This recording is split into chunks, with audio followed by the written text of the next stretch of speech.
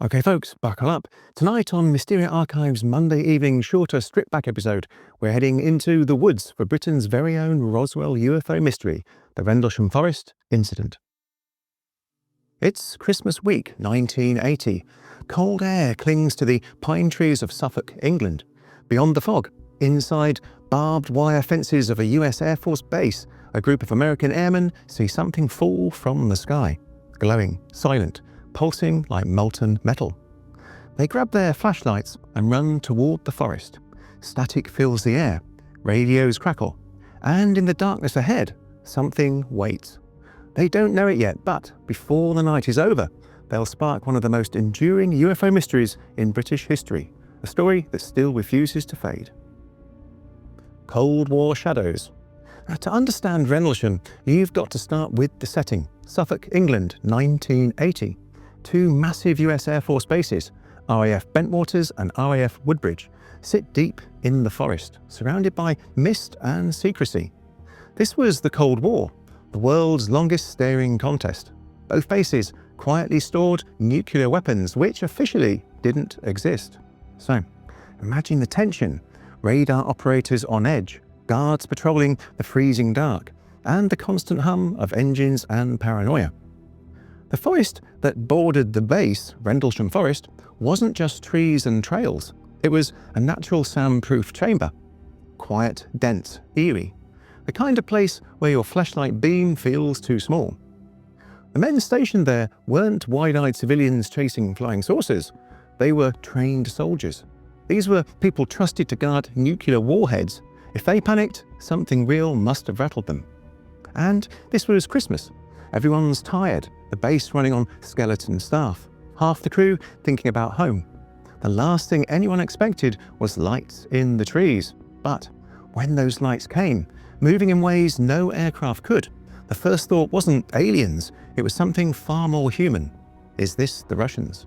Because in the Cold War, everything unexplained started with fear and ended with denial. The first encounter. It's the night after Christmas, 1980. RAF Woodbridge is quiet, just the sound of wind sweeping through the pines and the low hum of generators. Then, around 3 a.m, strange lights descend through the trees near the east gate. Red, blue, white, moving in ways no aircraft should. Two airmen, John Burrows and Jim Penniston, head out to investigate. Flashlights in hand, boots sinking into the wet ground. As they push deeper into the forest, the atmosphere shifts, the radios crackle, static fills the air, and the forest goes dead silent. Even the animals stop moving.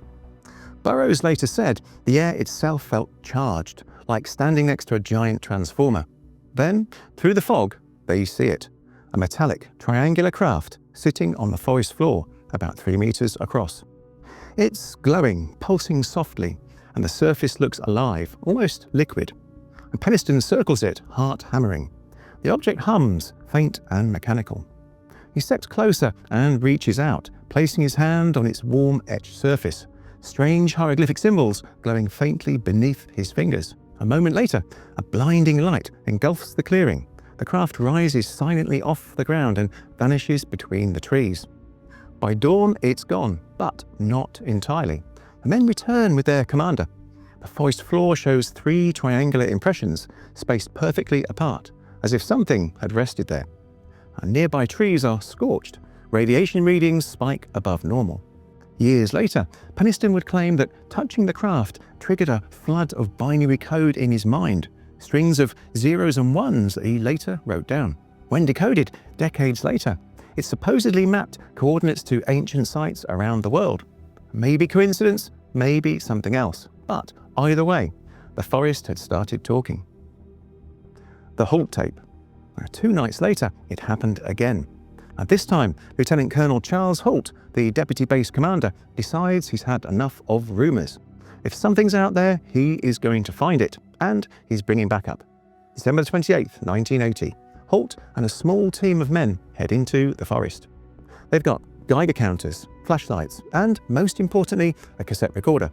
And what follows becomes one of the most famous pieces of UFO evidence ever captured, the Halt Tape. You can hear it, the crunch of boots in the frost, the nervous laughter, the tension rising. Halt's calm, clipped military tone breaks now and then as his men whisper, "There it is again, it's moving."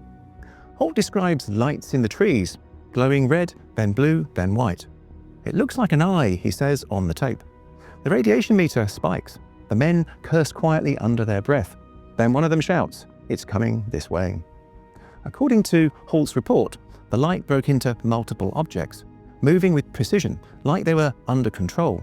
Then beams of light shot down, one landing just yards from them, another near the base's weapons storage area, rumoured to contain nuclear warheads.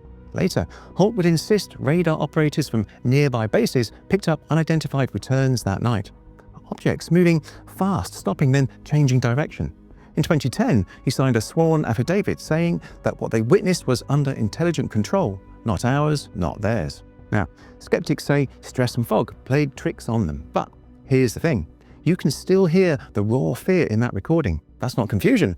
That's men trained to face the unimaginable, realizing something out there didn't fit any manual they had ever read. The official explanations. By the early 1980s, the British Ministry of Defence had one rule when it came to UFO reports. If it wasn't a threat, it wasn't their problem. And when the Rendlesham file landed on their desk, complete with radiation readings, sketches of alien hieroglyphs, and an American colonel on a field recording saying, "It's coming this way," they gave it a polite stamp of no national security threat and quietly shelved it. Their official stance? Probably the Orford Ness Lighthouse, about 5 miles away on the coast. It flashed once every 5 seconds, which skeptics say could have played optical tricks through the mist. Some scientists threw in other possibilities. A meteor shower, bright stars like Sirius, or even rabbits. Yes, rabbits. The burrows they claimed could have caused the landing marks. I mean, unless these were nuclear-powered rabbits, it's probably a bit of a stretch. But even the skeptics admit something didn't add up. The soldiers knew the area well. They were stationed there after all. Halt even mentions the lighthouse on his tape, pointing it out while describing other lights moving in ways the lighthouse couldn't. Then there were those radiation spikes, which, sure, weren't dangerously high, but enough to make you pause before roasting marshmallows there. Declassified MOD files from 2011-2017 reveal that, behind the scenes, officials weren't so sure. One memo admits the case was unexplained, though not a danger to national security.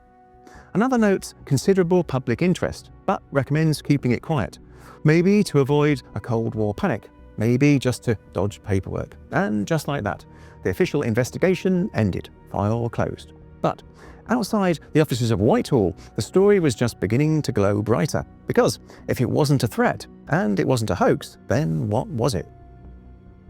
The legacy and the theories.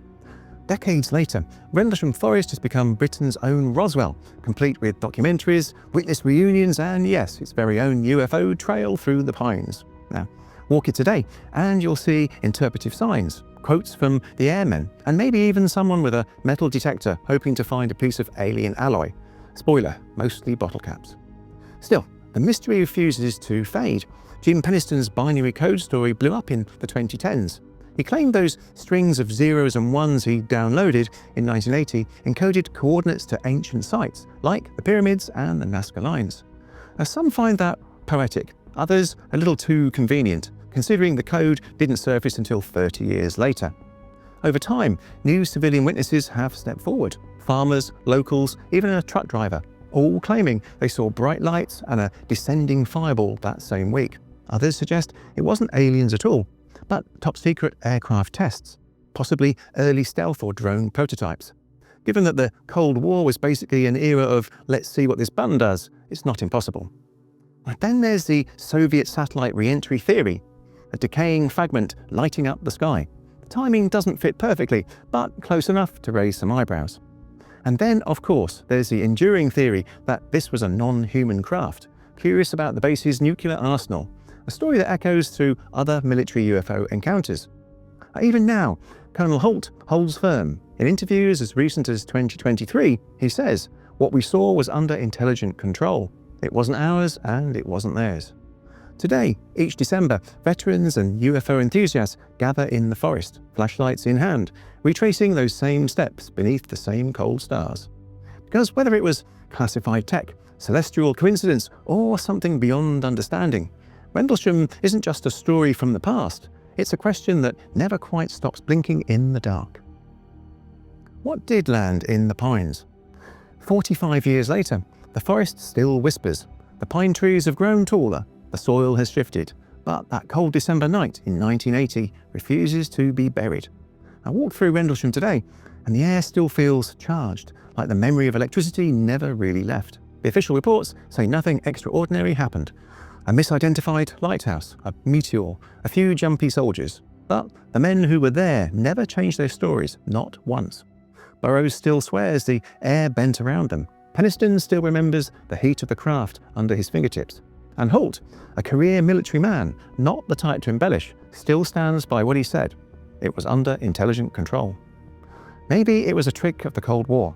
Nerves sharpened by knowledge that a few miles away sat nuclear warheads that could end civilization before the next sunrise. Maybe it was a classified test, something our technology hadn't caught up to yet. Or maybe, just maybe, something was there watching us that night. Because the thing about Rendlesham is this: it doesn't scream for belief, it whispers for curiosity. It sits on that razor's edge between the explainable and the extraordinary. And the closer you look, the blurrier that edge becomes. Some say the forest was just reflecting our own fears, the Cold War, the secrecy, the paranoia of the times. Others think it reflected something else, our yearning not to be alone in the dark. Whatever those men saw that night, it left more than marks in the soil. It left a question that still hums through the trees. What really happened in the pines? Because some mysteries don't fade with time. They wait, patient, silent, for us to look again.